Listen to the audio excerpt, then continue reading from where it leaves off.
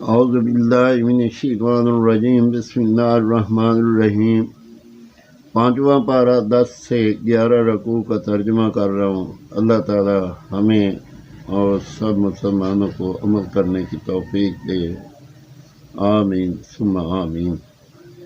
ان الذین، وہ لوگ جن کی جان فرشتے نکالتے ہیں اس حال میں کہ وہ اپنے اوپر ظلم کرتے تھے، ان سے فرشتے کہتے ہیں تم کا ہے میں تھے، کہتے ہیں کہ ہم زمین میں کمزور تھے، اور کہتے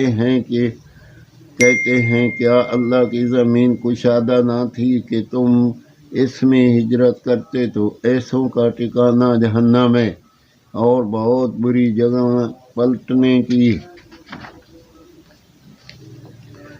مگر وہ جو دبا لیے گئے مرد اور عورتیں اور بچے، جنہیں نہ کوئی تدبیر بن پڑے نہ راستہ جانے، تو قریب ہے اللہ ایسوں کو معاف فرمائے، اور اللہ معاف فرمانے والا بخشنے والا ہے۔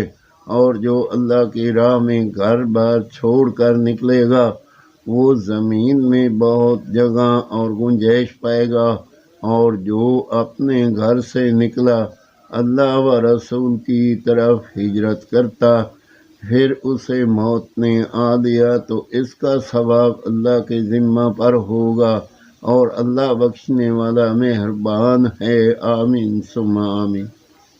پانچواں پارہ 10 سے 11 رکوع تک کا ترجمہ پڑھا۔ اللہ پاک اپنی بارگاہ میں قبول اور منظور کرے، آمین ثم آمین۔